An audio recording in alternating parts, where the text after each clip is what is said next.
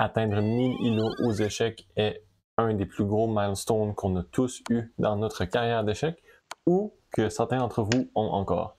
Si c'est le cas, cette vidéo est pour vous. Je vais parler des 4 plus grosses erreurs que les débutants font qui les empêchent d'atteindre 1000 îlots. Première erreur, on néglige la sécurité du roi. Comment faire pour protéger le roi? Habituellement, on le met en sécurité dans un coin de l'échiquier, soit le petit ou le grand roc, et il va être protégé puisqu'il va être entouré de pions et une tour habituellement, ou d'autres pièces comme le cavalier et le fou. Comme vous voyez à l'écran, les blancs ont décidé de roquer au dernier coup et les noirs, comme vous allez voir, décident de ne pas roquer et ils vont en subir les conséquences. Les noirs attaquent dans le centre avec D5. Quelques échanges se font jusqu'à ce qu'on arrive à cette position. Ici, vous pouvez commencer à voir pourquoi le roc est une bonne chose. Le roi ici qui est sur une colonne ouverte, donc qui est très vulnérable. Les blancs ici vont jouer tour E1. Menacer une attaque à découvert.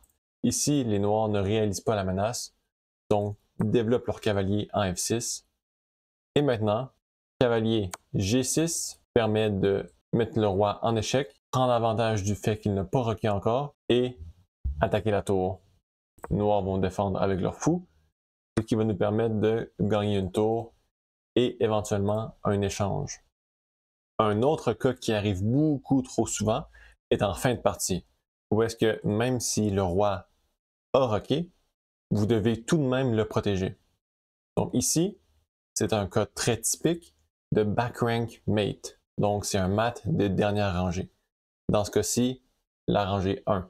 Ici, les blancs voient que le fou attaque le pion du roi, donc décident de jouer tour E7 pour mettre encore plus de pression sur le roi.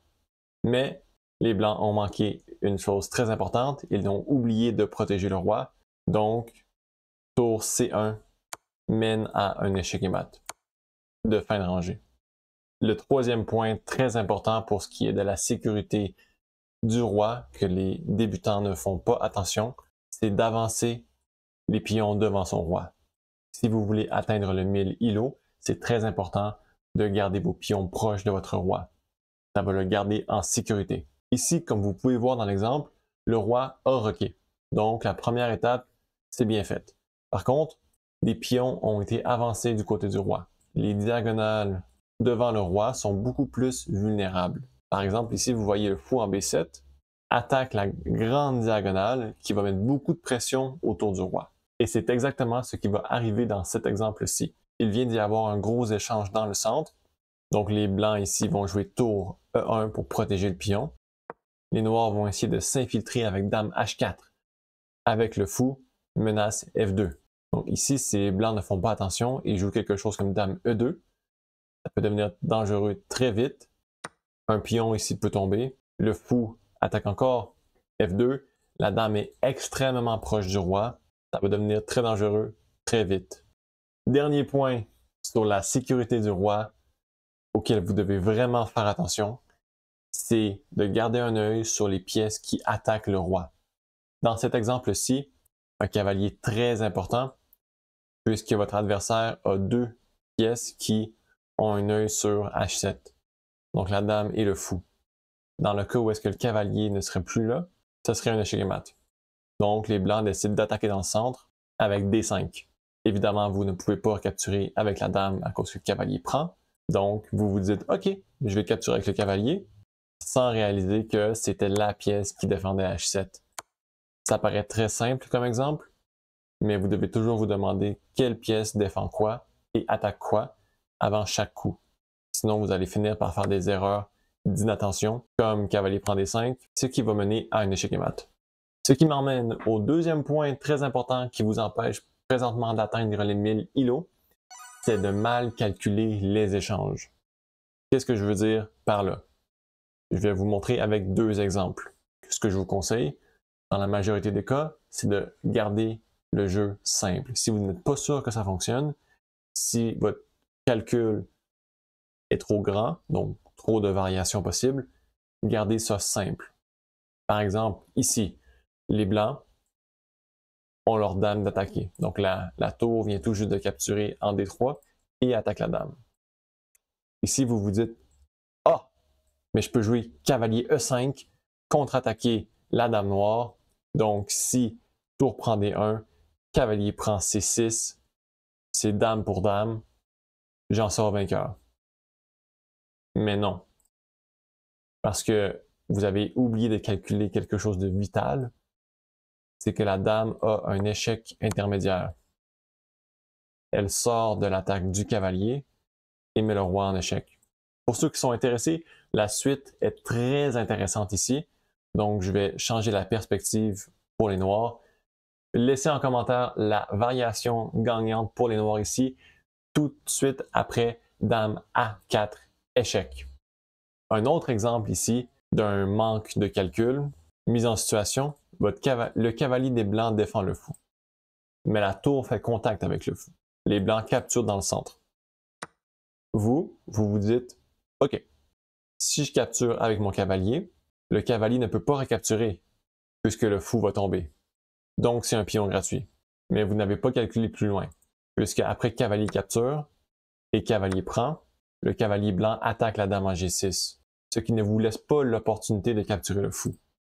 Ici, vous devez donc recapturer le cavalier, ce qui ouvre la diagonale du fou. Vous perdez donc une tour et maintenant, vous êtes un échange en bas.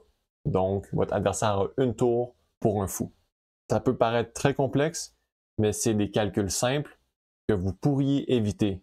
Ici, après la recapture, vous auriez pu voir que cavalier prend, menace votre dame. Donc, c'est une mauvaise variation. Ici, un autre coup que vous auriez pu jouer au lieu, si vous voulez attaquer le fou, c'est d'attaquer le défenseur et non un pion. Donc, B5 ici, attaque le défenseur. Le cavalier, doit bouger, ce qui vous laisse gagner le fou gratuitement. Tour prend A3 et maintenant, vous avez l'avantage matériel. Pour vous pratiquer dans ces tactiques-là, vraiment ce que je conseille le plus, c'est de faire des problèmes. Sur chess.com, il y a des problèmes, mais vous ne pouvez pas tous les faire si vous n'avez pas la version payante. Donc, je conseille plus l'e-chess, puisque vous avez droit à des problèmes illimités. Personnellement, c'est ce que je fais et ça fonctionne super bien. Ceci me mène au troisième point super important sur lequel vous devez vous améliorer pour atteindre 1000 ILO. C'est de ne pas apprendre de ses erreurs.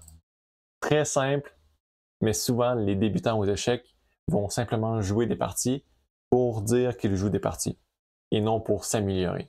Mais si vous voulez vraiment atteindre le 1000 ILO et que vous êtes sérieux à propos de ce but, vous devez apprendre de vos erreurs. Donc voici une première partie où les blancs développent E4, E5, cavalier C3, cavalier C6, fou C4. Mais ici, ils jouent cavalier C3. Comme ils n'ont jamais appris le truc de la fourchette centrale, peut-être certains d'entre vous vont l'apprendre maintenant, ils ne savent pas que cavalier prend E4 ici est une tactique qui donne l'avantage aux noirs. Donc, il recapture avec son cavalier et les noirs jouent D5. Protégé par la dame, le pion fait une fourchette entre le fou et le cavalier. Et le recapture, dame recapture. Et maintenant, c'est -1 pour les noirs. Notre ami ici décide de rejouer une partie après avoir abandonné et il recommence avec les blancs E4, E5, cavalier C3, cavalier C6, fou C4. Mais cette fois-ci, les noirs développent un petit peu différemment.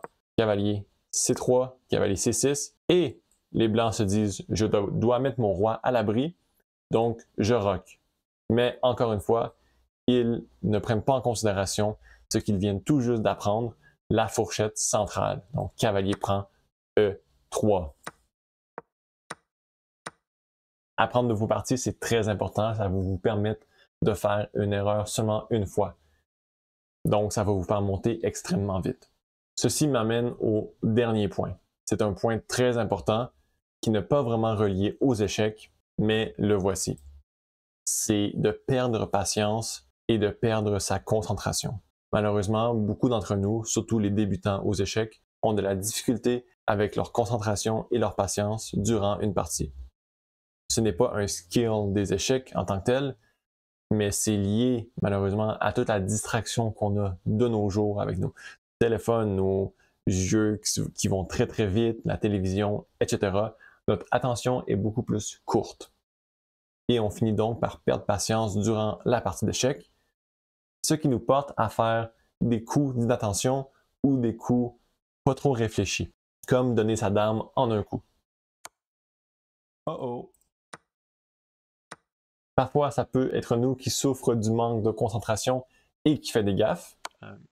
Wow! Ok, très bien joué de la part de mon adversaire. D'autres fois, ça peut être votre adversaire et là, vous êtes très content qu'il a manqué de concentration. Oh, mais ça, c'est très dangereux. Mais dans tous les cas, c'est un problème qu'il faut régler. Donc, c'est très difficile à pratiquer, évidemment, mais voici ce qui a fonctionné pour moi. Premièrement, pratique, pratique, pratique, c'est très important. Quand vous commencez à jouer aux échecs, beaucoup de choses sont en jeu durant une partie. Donc, il y a les ouvertures, il y a les tactiques, il y a le positionnement des pièces, etc. Vous devez tout prendre en compte. Donc, c'est vraiment beaucoup pour votre cerveau. C'est normal que, vers la fin d'une partie, vous devenez épuisé. Donc, plus vous vous pratiquez, mieux vous allez être à reconnaître les motifs et ça va être plus facile pour vous. Donc, vous allez être capable d'utiliser moins d'énergie et la garder pour un plus long laps de temps. Deuxième point très important, c'est d'arrêter de jouer des bullets. Donc, des parties de 1 minute, des parties de 30 secondes. Je sais que c'est vraiment le fun à jouer. J'en ai joué beaucoup. J'aime ça. Mais malheureusement, ça ne pratique rien. Donc, vous ne pratiquez pas les tactiques, vous ne pratiquez pas vraiment les ouvertures parce que vous n'avez pas le temps de penser. Lorsque vous faites des parties de 30 secondes de 1 minute et ensuite vous changez pour une partie de 10 ou 15 minutes, vous allez jouer de la même façon très très vite et vous n'allez pas prendre le temps pour penser. Donc, au lieu de ça, je propose 10 minutes ou 15 minutes. Ça l'empêche le manque de temps et ça vous force à faire des coups réfléchis. Troisième point super important, il ne faut pas jouer plusieurs parties de suite parce que vous allez vous épuiser au cours des premières parties et ensuite vous allez vous rendre à une dernière partie où est-ce que vous allez faire plein d'erreurs. 1, 2, 3 parties par séance, vraiment, c'est le maximum que je recommanderais. Ensuite, dernier point super important, ne jouez pas, s'il vous plaît, si vous êtes fatigué ou si vous n'avez pas le temps de jouer. C'est très simple. Si vous voulez seulement vous amuser, allez-y, j'ai rien à dire pour ça. Mais si vous voulez vous améliorer, et je pense que c'est le cas puisque vous avez cliqué sur la vidéo, jouez seulement si vous avez le temps et que vous êtes concentré. Sur ce, laissez-moi savoir à quel îlot vous êtes présentement, ainsi que le truc qui vous a affecté le plus, celui que vous pensez que vous allez bénéficier le plus dans vos parties. Merci d'avoir écouté et comme toujours, à la prochaine.